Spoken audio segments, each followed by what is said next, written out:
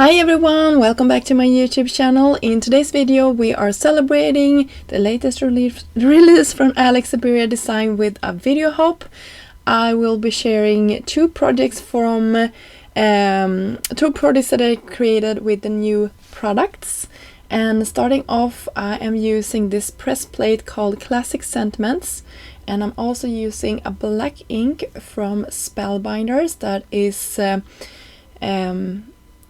sort of meant to go together with press plates. You can see I have it upside down, but it's no big deal. I will have it the right way later on. And I am using a piece of cut down cardstock. This is actually just Nina. I will not get that beautiful press plate effect. They will more look like stamps, but it's okay for my project today.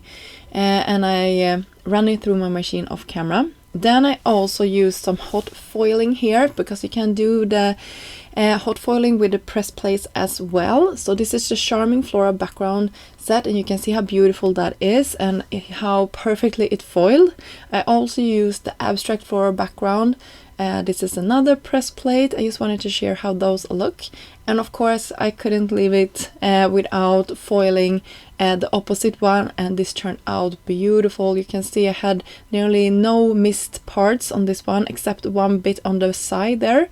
So I will cut that away and cut this panel down. You can see how I'm meaning when I'm saying that. And yeah, so cute. I can't wait to share how I created my cards with these.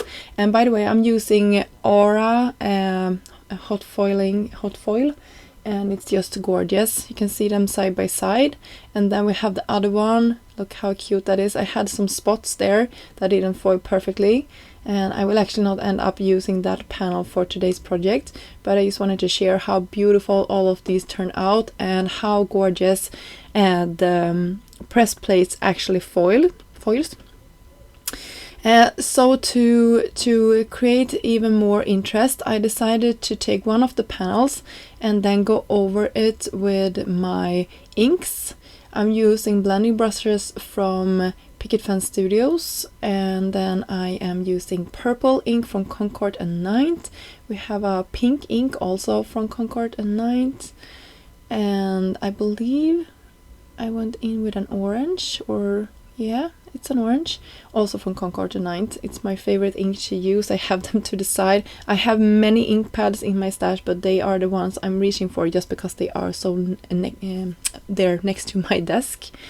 And for creating some flowers, I went back and looked into my stash, and I found this beautiful Delicate Blooms die set that was released, I believe, last year. And I cut them out of vellum and some gold mirror cardstock, just gorgeous. And I created actually more than I'm sharing here on screen, because I went back and created some more. But you can see how cute they are just in vellum. It really gets that beautiful soft look to it. So I'm happy with how this turned out. And you can see I also raised them up with some foam and hide it behind the centers there. And then I decided to go ahead and use some liquid glue and just glue down one of the parts here on top of top of a standard A2 size card front. And then you can see we have our colored background here all cut down to the right size, and I'm using some foam and then some liquid glue on top just to have some wiggle time until I get it in the perfect position. So I want my sort of cardstock on top to line up with my cardstock underneath. I hope that makes sense. And I can see I did it a little bit crookedly here, so I will go back and lift it off camera. Then for my sentiment, I had this large smile die, and I thought it was cute to have on top of this. I shadowed it with some gold cardstock, the same I'm used for the center of my flowers that I will have on my next card here. And then a small little dot for the tittle, I think it's called, for the letter here. Just fiddling around with it, using my poker tool to get a grip of it. And here is our first card, and so much shine and shimmer. For my second card, I actually will cut my panel to an angle. I cut this to be the right size, and then I cut it down to be angled at the bottom here, and I will have my flowers peeking out the top of my project. To tie my colors in with the ones I used for my first project here, and to that Aura cardstock that actually can take on quite a lot of colors, I decided to go with orange, and this is more of a spicy orange that I like to use for fall colors, but I thought it would be pretty for a spring card as well. I raised my panel up, and you can see here how my thought process is of what I want to do now.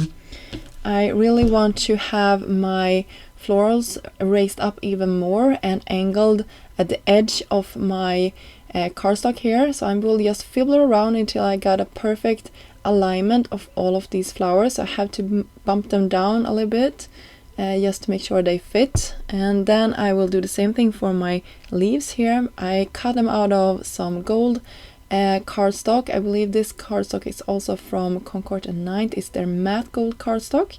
Super beautiful, and you can see the impression that the dye gives these florals, or sorry, these leaves. Really pretty. So there we go. I put one of the sentiments on top of it that we created in the beginning.